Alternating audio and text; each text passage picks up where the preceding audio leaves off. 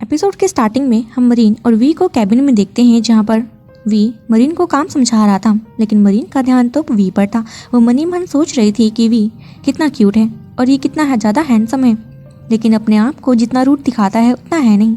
इतने में वी की नज़र भी मरीन पर जाती है और वो उससे पूछ रहा था कि मैंने तुम्हें क्या बताया, जरा बताओ तो। लेकिन मरीन तो कुछ उल्टा ही बताने लग जाती है, जिस पर वी बोलता है कि इसके बारे में तो मैंने जिक्र ही नहीं करा। उसके पास जाने लगता है क्योंकि उसे मरीन का चेहरा तो नज़र ही नहीं आ रहा था कि वो घबरा रही है या फिर क्या कर रही है। मरीन बोलती है कि आप मेरे काफ़ी क्लोज आ रहे हैं, थोड़ा दूर हो जाओ। तो वी बोलता है कि क्या हुआ अगर मैं तुम्हारे क्लोज आ गया, मुझ में कुछ खराबी है। मरीन बोलती है कि नहीं, ऐसा तो कुछ नहीं है। आप जैसे ही मेरे क्लोज आते हैं मेरी गालें ब्रश करना स्टार्ट कर देती हैं। यहाँ पर वी बोलता है कि ठीक है, जरा मैं चेक तो करूँ तुम झूठ कह रहे हो या फिर सच। फिर वो उसकी गालों को टच करने लगा था और यहाँ पर मरीन की शक्ल देखने वाली थी। वो दोनों ही वहाँ पर काफ़ी क्लोज आ गए थे, तो मरीन वी को दूर करती है और खिंचखिंचाते हुए खड़ी हो गई थी। वी बोलता है कि सच में ही तुम तो काफ़ी ब्लश कर रही हो। फिर मरीन बहाना बनाकर यहाँ से बाहर को जाने लगती है कि मुझे कुछ खाने पीने के लिए जाना है। जैसे ही वो बाहर गई थी, वी सोच रहा था कि यहाँ पर भी तो खाने पीने का सामान था। सीन शिफ्ट करते हैं कैनोन और उसकी मॉम की तरफ, जहाँ पर कैनोन अपनी मॉम को बता रहा था बिग्नोय के बारे में। उसकी मॉम तो हैरानी से देखकर बोलती है कि भला ये बिग्नोय कौन है, जब इस नाम का शख्स कोई एग्जिस्ट ही नहीं करता तो तुम घबरा क्यों रही हो। तो कैनोन यहाँ पर बताता है कि वी के ग्रैंडपा ने भी एक पार्टी में बिग्नोय का जिक्र किया था और वी को भी उसके बारे में दिखाया था। यहाँ पर उसकी मॉम बोल रही थी कि उन्होंने पक्का मजाक किया होगा, तुम टेंशन मत लो, हमारे पास एक अच्छी इन्वेस्टर है। वो नाइन की बात कर रही थी और कहने लगती है कि तुम्हें कंपनी के मालिक बनने से कोई भी नहीं रोक सकता, तुम टेंशन मत लो। लेकिन कैनोन को तो अभी भी यकीन नहीं हो रहा था। वो अपने रूम में जाकर बिग्नोय के बारे में सर्च करने लगता है और अपने दोस्त को भी कॉल लगाकर पूछ रहा था। हम उन्हीं लड़कों को देखते हैं जो पहले भी हमें पिछले एपिसोड्स में दिखाए जा चुके हैं। वो कैनोन को बोल रहे थे कि हम तो किसी भी बिग्नोय आदमी को नहीं जानते।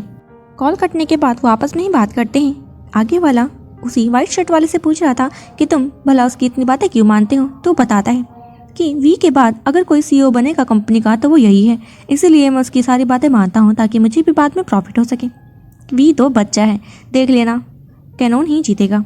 सीन शिफ्ट करते हैं वी और मरीन की तरफ, जो भी काम पर लगे हुए थे और एप्लीकेशन को तैयार कर रहे थे। वी की जैसे ही मरीन पर नज़र पड़ती है तो देखता है कि वो तो सो चुकी है थक कर, इसलिए अब वो उसके पास जाकर बैठ गया था और इसकी शक्ल को ही देख रहा था। हालांकि उसे शक्ल नजर नहीं आ रही थी, तो वो टच करके उसकी शक्ल को फील करने लगता है और उसे देखकर कहता है कि मैं चाहता हूँ कि तुम हमेशा ही स्माइल करो। और उसे देखकर इमोशनल भी हो रहा था। इतना कहकर वो वहाँ से चला जाता है और पीछे से मरीन को देखते हैं जो सो नहीं रही थी। उसने वी की सारी बातें सुन ली थी और मनी मन कहती है कि भला ये मेरी स्माइल क्यों नहीं देख पा रहा, क्योंकि मैं तो काफ़ी बार स्माइल करती हूँ। अब उसे नहीं पता था कि वो उसका फेस नहीं देख सकता। सीन शिफ्ट करते हैं अगले दिन पर, जहाँ पर मरीन अब एप्लीकेशन लेकर नोए के पास जाने के लिए तैयार थी और वी का ही वेट कर रही थी। लेकिन वहाँ पर पहुँच जाता है कैनोन, जो मरीन से इन्फॉर्मेशन निकालने की कोशिश करता है और बोल रहा था कि वी तो अभी घर से भी नहीं निकला। तो मरीन यहाँ पर हैरान हो जाती है, कैसे कैसे हो सकता है, आज तो काफ़ी इंपॉर्टेंट डे है, हमें बिग्नोय से मिलने के लिए जाना है। और ये बोलकर वो शौक रह गई थी कि मुझे तो ये नहीं बताना चाहिए था। फिर कैनोन उसके हाथ से वो फाइल लेने लगता है और बता रहा था कि वी तो पहुँचने वाला ही होगा। इतने में हम वी को पीछे ही देखते हैं, जो उन दोनों को ऐसा करते हुए देख रहा था और उस पीछे से काफ़ी गुस्सा भी आता है। फिर वो उनके पास चला जाता है और कह रहा था कि तुम यहाँ पर क्या कर रही हो। तो मरीन बताती है कि मैं तो आप ही का वेट कर रही थी। फिर वी उसे गुस्से में कहता है कि जाकर गाड़ी में बैठो, मैं भी आ रहा हूँ। फिर वो रुककर कैनोन से कहता है कि तुम जानते हो कि अभी हम दोनों को ही काफ़ी इंपॉर्टेंट काम है, इसलिए तुम्हें भी अपना काम करना चाहिए और मुझे भी काफ़ी इंपॉर्टेंट कहीं जाना है। पीछे से कैनोन बोलता है कि तुम्हारे पास टाइम नहीं है या फिर बिग्नोय के पास। ये सुनकर वी रुक जाता है और कह रहा था कि अच्छा, तो तुमने मरीन के मुँह से निकलवा ही लिया, तुम ऐसा क्यों करते हो। मैंने तुम्हारी असिस्टेंट जिया से कभी पूछने की कोशिश करी कि तुम कहाँ जाते हो या क्या काम है, इसलिए तुम भी मेरी असिस्टेंट मरीन से दूर रहो। इतना कहकर वो यहाँ से चला जाता है। फिर हम गाड़ी में वी के साथ मरीन को देखते हैं। मरीन तो काफ़ी घबरा रही थी कि वी उसे क्या कहेगा।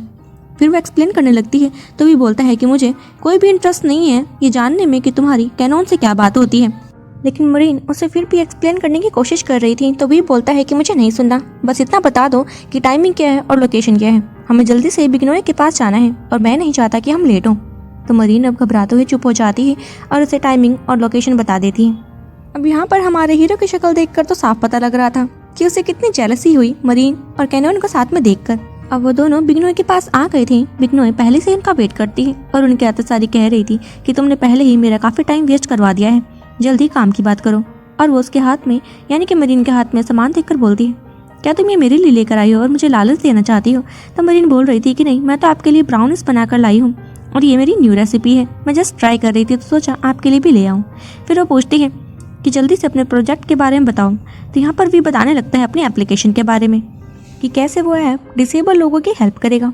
तो बिग्नोई पूछने लगती है कि मैं कैसे मान लूँ और तुम मुझे उसके फीचर्स तो बताओ। तो वी चुप कर चाहता है और बिग्नोई बोल रही थी कि तुम मेरा टाइम वेस्ट करने के लिए यहाँ पर आए थे, मैं यहाँ से जा रही हूँ, मैं इसमें कोई भी इन्वेस्टमेंट नहीं करना चाहती। इतना कहकर वो जाने लगती है और पीछे से भी उसे कुछ भी नहीं कह पा रहा था, लेकिन मरीन उसे रोकने के लिए चाहती है कि आप हमारी बात सुने बिना ऐसे कैसे जा सकती हैं, आपको हमारी बात तो सुननी चाहिए ना। फिर भी उन्हें पहले तो बताना नहीं चाह रहा था, लेकिन फिर बता ही देता है कि मैं खुद भी डिसेबल हूँ। ये बात सुनकर मरीन तो उसका चेहरा देखने लग गई थी और बिग्नोई भी हैरान होती है। यहाँ पर फिर वो बता देता है कि मैं आप लोगों के चेहरा नहीं देख पा रहा हूँ, मुझे फेस ब्लाइंडनेस है और ये बीमारी मुझे 10 साल की उम्र में लग गई थी जब मेरी मॉम मुझे छोड़कर चली गई। ये सुनकर बिग्नोई काफ़ी हैरान रही थी और मरीन तो रोने लग जाती है वी की ऐसी बातें सुनकर कि उसे पता कि इस चीज़ समझ क्यों नहीं आई। फिर भी उन्हें बताता है कि अभी आप मुझे लेकर क्या फील कर रही हैं, आपके मुंह पर क्या एक्सप्रेशन है, मुझे देखकर आप हंस रही हैं, रो रही है, मुझे कुछ भी पता नहीं लगता। आप सभी लोग अपने इमोशंस को अपने फेस के एक्सप्रेशन से एक्सप्रेस करते हैं, मैं कुछ भी समझ नहीं पाता। तभी तो मैं लोगों के सामने एक बाउंड्री रखता हूँ ताकि लोग मेरा ये चीज़ नहीं जान पाए। ये सब जानकर मरीन तो काफ़ी तेज रोने लग जाती है और बिग्नोई से पूछ रही थी क्या तुम्हें इस बारे में पता था? तो वी बोलता है कि इस बारे में मेरी फैमिली के अलावा कोई भी नहीं जानता। फिर यहाँ पर वो बोलता है कि तुम क्या रो रही हो। उसके पास जाकर उसके फेस को फील करता है तो देखता है कि तुम्हारी गालें तो बिल्कुल ठंडी हो गई है, तुम्हें ऐसे रोना नहीं चाहिए था।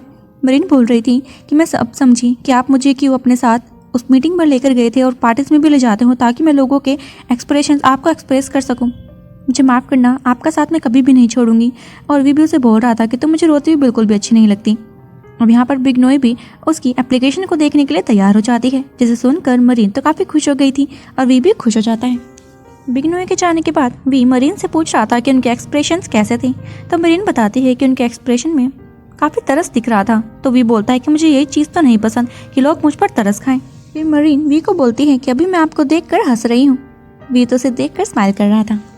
नेक्स्ट सीन में हम उन दोनों को गाड़ी में देखते हैं जहाँ पर मरीन तो कंटिन्यू अपना फ़ोन यूज़ कर रही थी। तो वी पूछता है कि तुम ऐसा क्या ढूंढ रही हो भला फ़ोन में? तो मरीन बोलती है कि मैं आपके लिए कुछ ढूंढ रही हूँ, जब मुझे वो मिल जाएगा तब मैं आपको उसके बारे में बताऊंगी। तो वी बोलता है कि ठीक है। फिर वो ड्राइव करने लगता है। तो मरीन उसे देखकर बोल रही थी कि मैं आपको देखकर स्माइल कर रही हूँ। वो अपने बार बार उसे अपने एक्सप्रेशन बता रही थी टाइम टू टाइम। तो वी बोलता है कि वो सब तो ठीक है, तुम इतना स्माइल कर क्यों रही हो? फिर उसकी गालों को टच करने लगता है तो देखता है उसकी गालों तो ब्लश कर रही है, यानी कि काफ़ी गर्म थी। तो वो उसे बोल रहा था कि जब भी तुम ऐसे ब्लश करती हो ना मुझे काफ़ी क्यूट लगती हो। ये सुनकर मरीन तो हंसने लग जाती है और वो उसे बोल रहा था कि तुम्हारी चीक्स मूव कर रही है, इसका मतलब तुम हंस भी रही हो। फिर वो खुद भी तेज तेज हंसने लग जाता है। मरीन बोलती है कि तुम हंसते हुए काफ़ी प्यारे लगते हो। ये सुनकर वी चुप हो जाता है और कह रहा था क्या तुमने अभी क्या कहा? लेकिन मरीन उसे नहीं बताती। तो वी उसे बार बार उसी बात को करने के लिए कहता है क्या तुमने मुझे प्यारा कहा? मरीन बोलती है कि नहीं ऐसा कुछ नहीं है। फिर उनका घर आ जाता है। मरीन उसे थैंक्स करती है मुझे घर पर ड्रॉप करने के लिए। वो घर आ गई थी और खाना खाती है, लेकिन वो खाना तो खा ही नहीं रही थी। वो तो वी का सोचकर ही स्माइल करने लग जाती है। तभी उसकी मॉम उससे पूछते हैं कि तुम इतनी देर से चम्मच पकड़ कर बैठी हो, खाना क्यों नहीं खा रही हो? तो उसकी दादी बोलती है कि शायद ये किसी को डेट करने लगी है, हमें इससे कोई भी प्रॉब्लम नहीं, हमें प्रॉब्लम है कि तुम घर पर टाइम से नहीं आती हो। तो मरीन बोलती है कि दादी मुझे कुछ काम था पिछले कुछ दिनों में जो कि मेरा कंप्लीट हो गया है। आप जानते हैं आंट नोए के बारे में, वो काफ़ी बड़ी इन्वेस्टर है। तो यहाँ पर उसकी ग्रैंडमा बोलती है कि वो तो हमें पहले से ही पता था। तो मरीन बोलती है कि आपने मुझे पहले क्यों नहीं बताया? तो ग्रैंडमा बोल रही थी तुम इंटरेस्टेड ही नहीं थी। नेक्स्ट सीन में हम मरीन को उसकी मॉम के साथ देखते हैं जो उनकी खाना बनाने में हेल्प करती है। तो उसकी मॉम उससे पूछ रही थी कि तुम्हारा बॉस कैसा है, तुम्हें उसके ज़्यादा क्लोज नहीं जाना है। तो मरीन बोल रही थी कि मॉम वो काफ़ी रिच है, वो भला मेरे क्लोज क्यों आएगा? तो उसकी मॉम बोलती है कि तुम्हारे लिए यही अच्छा होगा कि तुम उससे दूर हो, क्योंकि तुम जानती हो ना तुमने कितनी बड़ी गलती करी है उसकी मॉम का नाम यूज़ करके।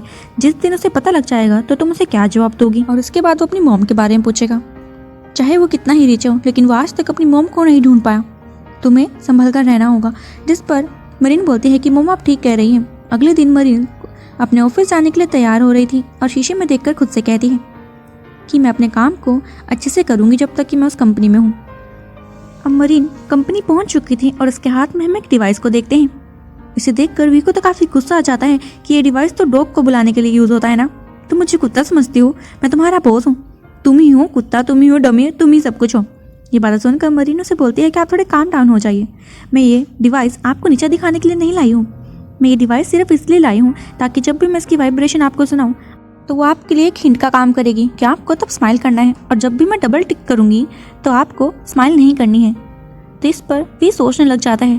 फिर बोल रहा था कि अगर तुम मेरे आसपास नहीं हुई तब मैं क्या करूँगा, मुझे तो तुम्हारी आदत हो चुकी है। अगर तुम मेरे आसपास नहीं होती तो मुझे काफ़ी अकेला लगता है। वी की ऐसी बातें सुनकर मरीन भी इमोशनल हो जाती है और मनी मन बोलती है कि मैं तो पहले ही कंपनी छोड़ने का सोच चुकी हूँ।